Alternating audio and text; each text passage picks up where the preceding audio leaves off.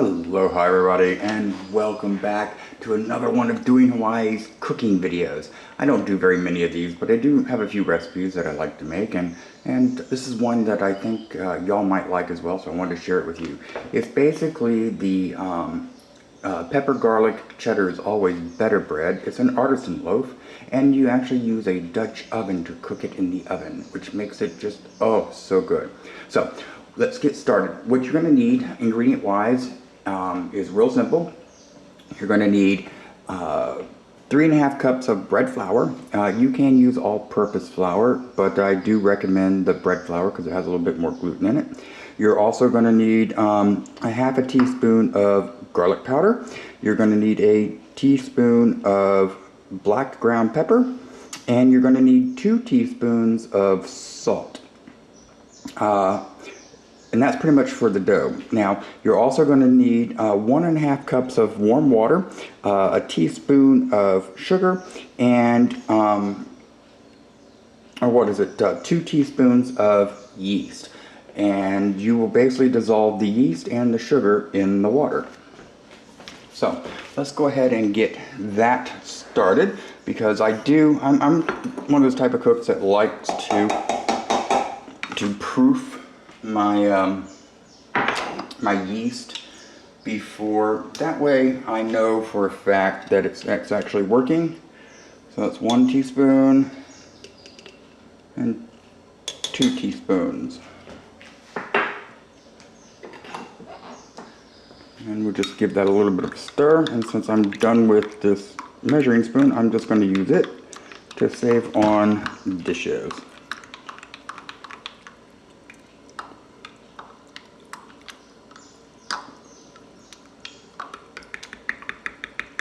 And just make sure you stir it up really good. You want the yeast to dissolve in the water. And while we're waiting on that to proof, we will go ahead and start mixing our dry ingredients. Okay. Oh, and there's one more ingredient I actually forgot to mention, which is one of the most important ones, and that is the cheddar cheese. Now, I prefer the extra sharp cheddar for this recipe. I really do recommend the extra sharp or sharp cheddar because it's got that nice little bite to it, and it imparts a wonderful flavor to the bread. Now, this looks like a lot of cheese. This is actually shredded 8 ounces of extra sharp cheddar cheese. I know it sounds like a lot, but whatever you do, don't adjust this down. Even though when you start grating it, you're going to think, oh wow, that's a lot of cheese. And yes, I guess it is a lot of cheese. It's 8 ounces, but this is a pretty big loaf of bread. And well, the name of the bread, you know, garlic, pepper, cheddar is always better. Bread means this is the main ingredient, and this is what really sets this bread off. So don't skimp on it. 8 ounces sharp or extra sharp cheddar cheese. Don't go with the cheap brand cheese either. Get the nice sharp cheddar cheese that's got that great flavor to it. You'll be thanking me later for it. So, okay. Now that we got that out of the way, that's all of our ingredients. Let's go ahead and get our dry ingredients mixed. However, we will be saving the cheddar cheese for last. So, let's go ahead and get all this into the dry mixer. I'm going to take my dough paddle off. And of course, we've got 3.5 cups of bread flour. And we've got the half a teaspoon of garlic powder, the 1 teaspoon of ground black pepper, and the 2 teaspoons of salt. And that all goes right in the bowl. And it's a little humid here today, so things are wanting to stick in my bowls, but that's okay. It's all going to go in there anyways. So that takes care of that. Now let's go ahead and give that put that on there, lock it down. And let's go ahead and give that a little bit of a mix. You just want to get all those ingredients mixed up together in the flour.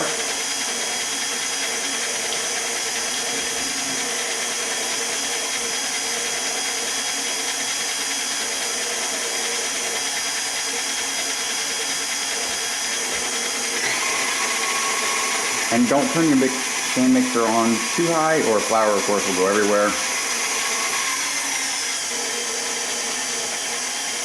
And if you don't have a stand mixer, that's okay. You can do this by hand.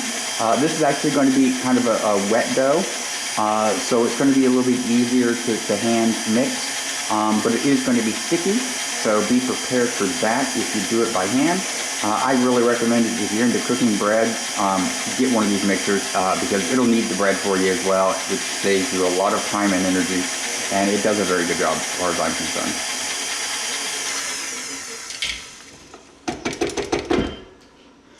Alright, now that we have that done, let's check on our yeast and water.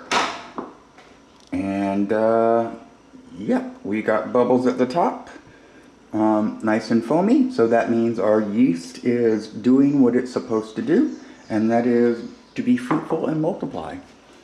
Now we're basically, all we have to do is add, well, let me see, how do I want to do this? Now, see, every time I try to do it that way, I end up with it all on top of this. So we are just going to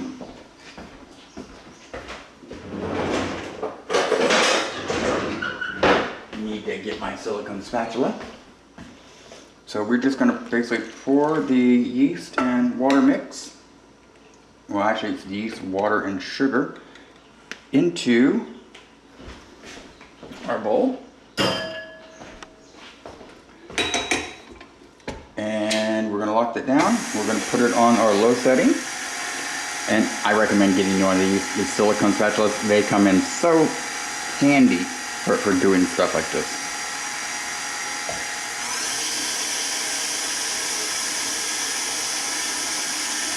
And we're just going to let that mix up until all the flour has been incorporated.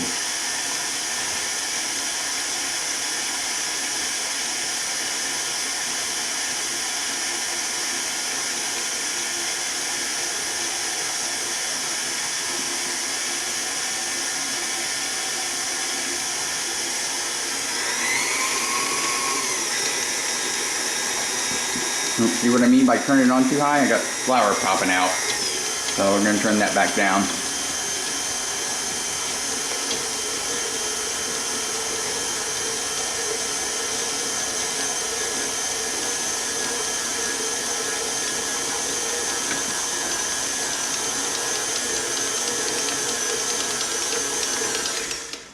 Now what I like to do is occasionally go in, lift my mixer head, and just kind of give it a little bit of a hand stir, because there is flour and things like that down at the bottom, and we want to make sure all of this gets mixed up in there nicely. Oops.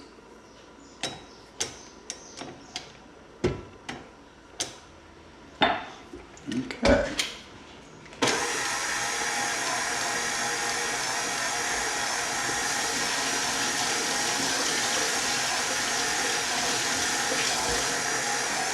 And to wash that dough off my hand.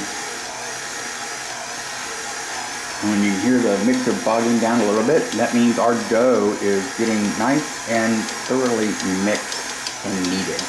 However, this particular recipe doesn't really need the dough to be kneaded that much. However, I do like to go ahead and let it knead a little bit, simply because that allows the gluten to form the gluten chains, which makes the bread soft and elastic. And of course, we still have to add the cheddar cheese, but I like to add it at the very last, because if you add it when the flour is dry, the flour coats the cheese, and it makes a difference in the way that the cheese incorporates itself into the bread when it's being cooked. So don't add the cheese to your dry flour. Okay, that's looking nice. So we're gonna give you a little looky and see. So you can see it's all nice and mixed in there. Right. Now we're going to add our cheddar cheese, and it is literally just as simple as dumping it all in there.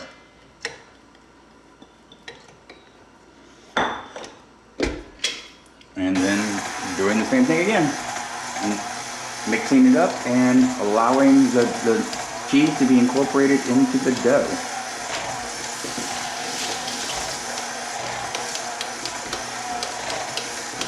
And of course, once we get this all mixed up, we will then allow it to rise for approximately 2 hours or until it's twice the original volume.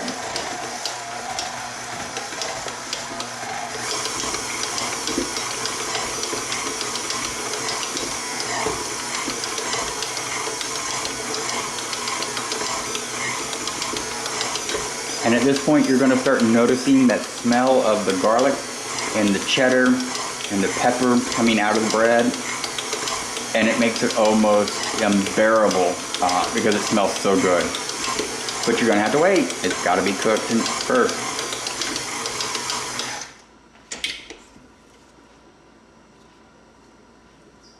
Right, come on, off the hook. I guess one could say this bread is off the hook.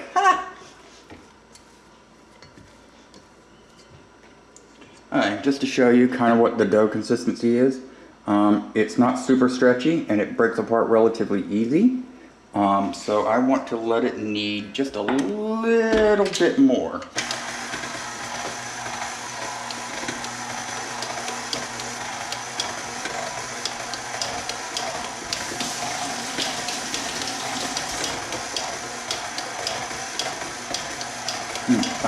If y'all could only smell what I'm smelling, it smells so good, and it's not even cooking yet. Wait till it starts cooking. Oh wait, y'all won't be able to smell that either, will ya?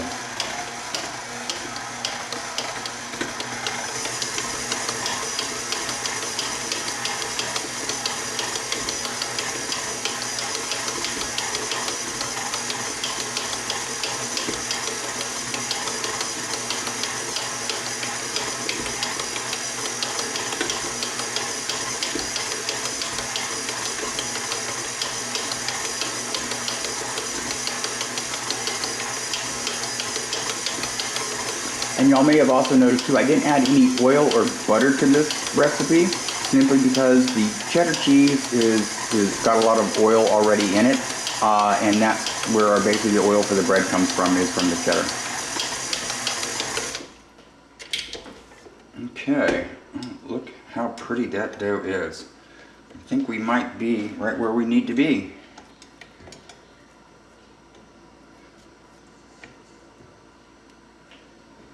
Oh yeah, see, it's not super elastic, but it is stretchy and it is nice and sticky, which is just the way we want it.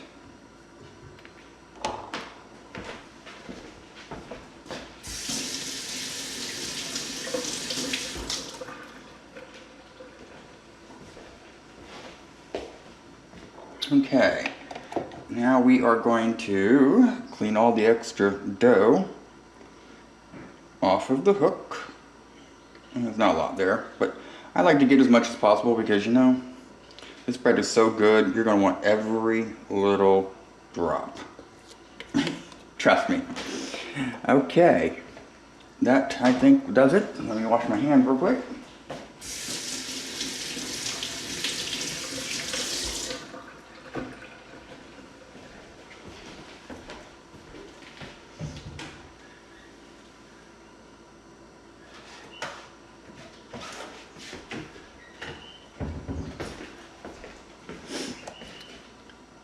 Okay, that takes care of that. And here is our dough. Look how pretty that is. So now what we got to do is we're going to have to cover this with some plastic wrap.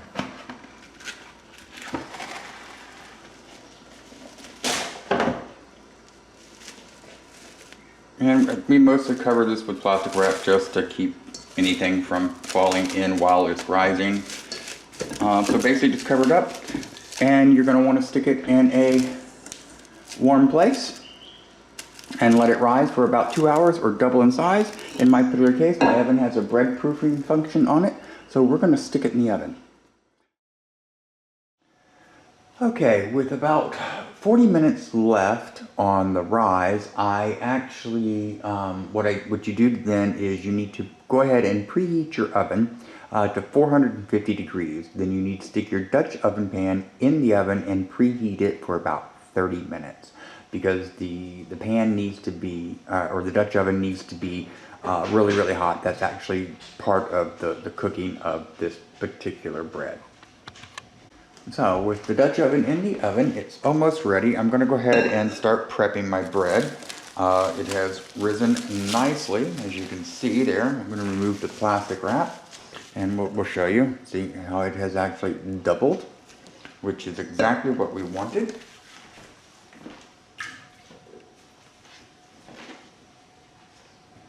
And of course, we're going to be using our silicone spatula again. It's going to really help with this next part. So first thing we have to do is we need to put a little bit of flour on our board. Because again, like I said, this is a sticky bread or a sticky dough.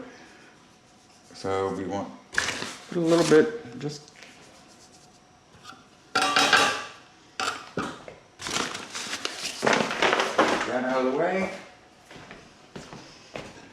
And we're not going to knead it, but we're going to use our silicone spatula just to break the bread or the dough away from the edge of the pan. And this is also going to kind of punch down the bread as well, because we're not going to be doing a second rise on this. As soon as we're done here, this will be going into the oven.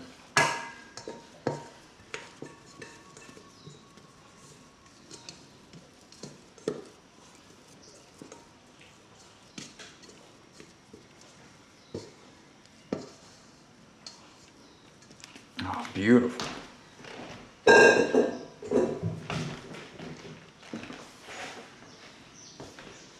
Okay.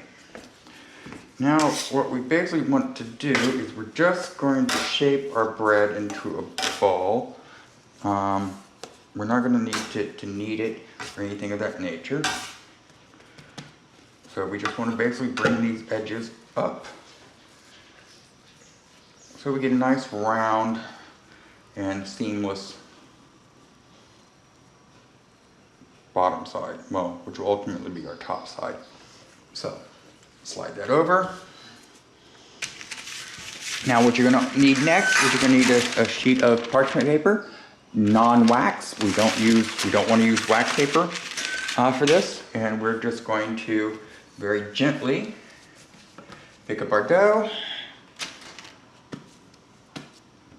One hand, put our wax paper on the other, and flip it over like so.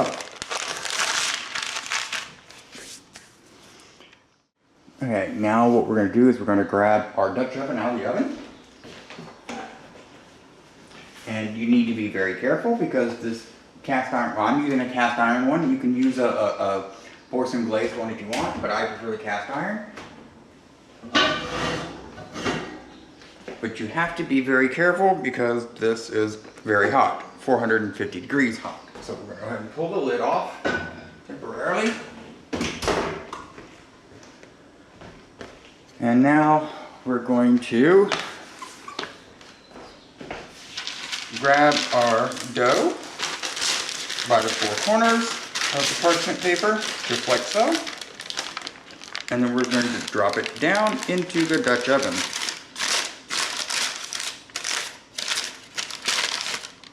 And again, remember, be careful. This pan is very, very hot. I just like to fold these corners down a little bit.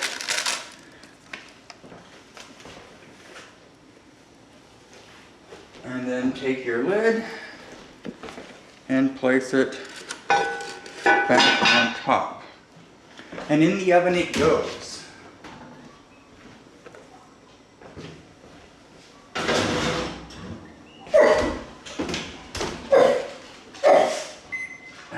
Of course, that is Griffen from Griffen TV.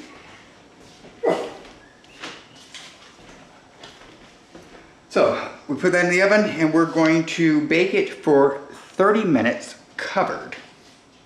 And then we will uncover it and continue to bake it for another 12 minutes after that. Okay, we have waited the 30 minutes bake time and then removed the cover and baked it for another 12 minutes. And the bread is ready, so let's take it out of the oven. Okay. Ooh, this looks very, very good. And there we go. Look at that there. Doesn't that look pretty? Okay, gotta remember to shut off the oven. Now, basically remove it from the Dutch oven and let it cool on a wire rack. Move this out of the way because it's so hot.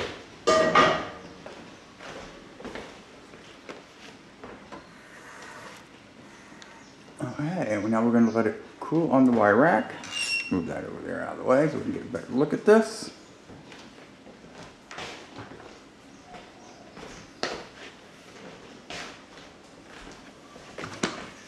Alright.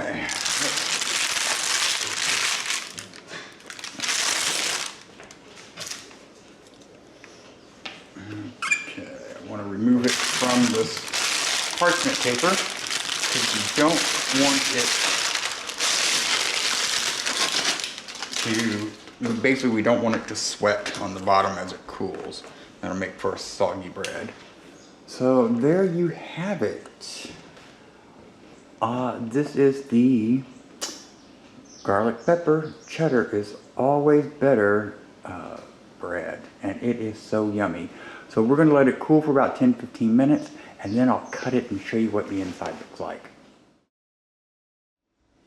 Okay, it has been it's actually been 30 minutes. I know I originally said let it cool for 10-15 minutes. I went ahead and let this one cool for about 30 minutes. It needed it. It was still quite warm to the touch, but it is now time to cut this in half and show y'all what it looks like inside.